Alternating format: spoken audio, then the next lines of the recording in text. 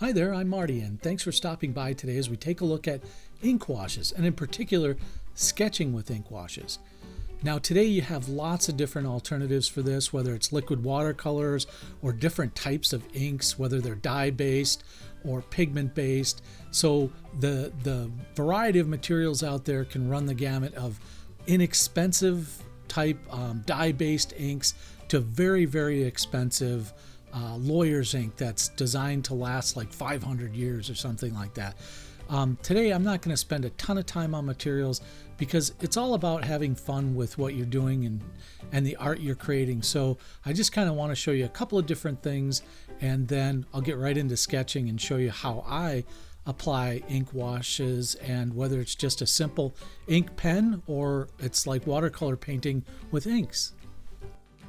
Now, I should also say you don't have to spend a ton of money to do great ink wash paintings and drawings, and in particular if you're willing to settle for a dye-based ink. Now, this Daniel Smith happens to be pigment-based, I believe. It's a walnut color, so you're probably going to get a little bit more light fastness out of a pigment-based ink than you are a dye-based ink. And as well, that would apply to permanence, which can be somewhat important. Now, I'm going to use this Dr. P.H. Martin's Hydrus liquid watercolor, which is just like a liquid watercolor ink almost. Very, very vibrant. I've done a review on this in the past on my YouTube channel if you want to go over and take a look at it. But you can see here you can get very nice effects with ink that are going to, it's probably going to be a little bit more vibrant than a transparent watercolor. And some inks are going to be permanent, whilst others you're going to be able to lift and rework time and again. It just depends on the type of ink that you use. You can look for that or ask your local art store or online. There's lots of information about which types of inks are permanent and which aren't, and which are more transparent and which aren't. So, but again, you don't have to spend a ton of money to get really nice inks and ink wash effects in your drawings. Now here I'm just demonstrating just a couple of different types of colors of the P.H. Martin, and then this one I'm working right here is that Daniel Smith walnut color, which is really a beautiful, you can see the reds in that color and they're really nice. You can get just a ton of different effects with this ink, as you can see here. But most importantly to me is like, how well can you sketch with these? And what types of techniques can you use as opposed to, say, a graphite drawing or even a watercolor? Now, when I'm going to start a sketch, and this is eventually going to be an ink wash, or it could be a watercolor or an acrylic painting or an oil painting, whatever it is, I always love to start with a sketch. So I use a light, very light lead. So that's a hard lead, an HB, and I just do a light outline. Now for this early stages of this ink wash painting, I'm going to use this Daniel Smith walnut ink. And you can see you can vary the shades and colors and tonal values of this depending on how much you apply. Now it's going to dry a slightly different color than it goes down. It's a lot in that regard like watercolor. You're going to put it down dark and it's going to dry a couple of shades, obviously lighter than what you put it down. And I'm going to use a variety of different techniques here, colors. So basically, and this is a water brush pen, by the way, that I'm using here.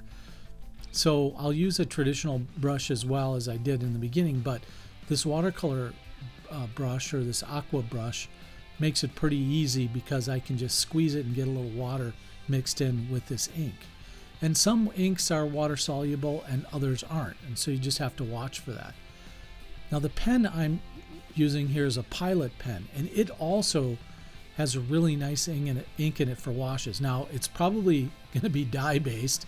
It's not going to be super permanent, but for the effects I want to get from it and lifting a little color out, it's fine for me for this purpose. And I use it all the time, especially in sketchbooks where it's not going to be frameable finished work. Over time, inks like that are dye based are going to go down black, and then they're going to dry or as they are exposed to air and time, they're going to turn like a brownish color. So you'll notice that on a non-pigment based ink.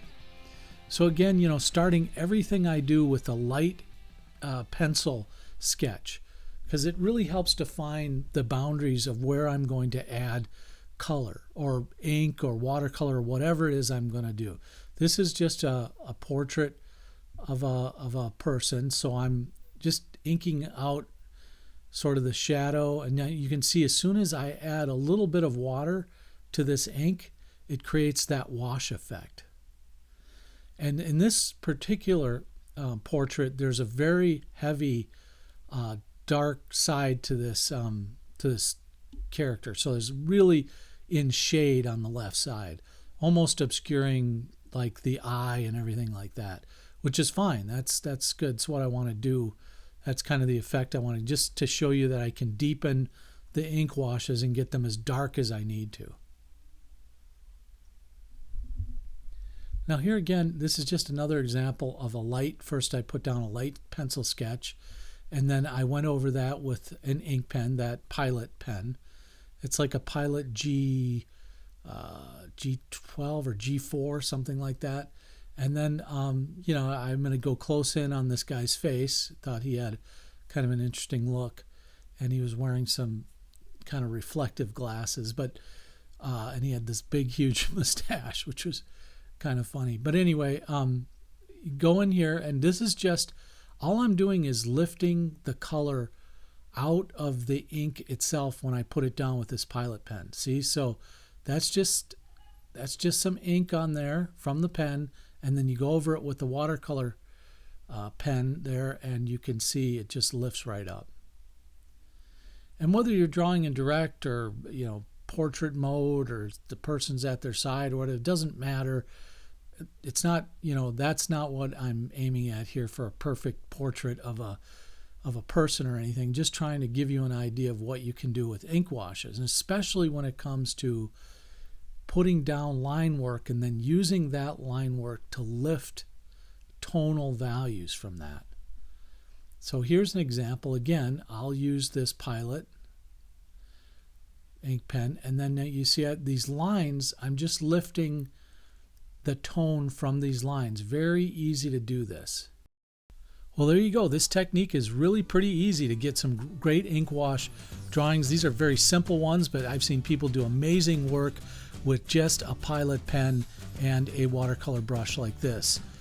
Well, good luck. Let me know if you have any questions, and I'd love to hear from you. That's been a quick look at sketching with ink washes. This has been a Patreon exclusive. I'm Marty for owingsart.com.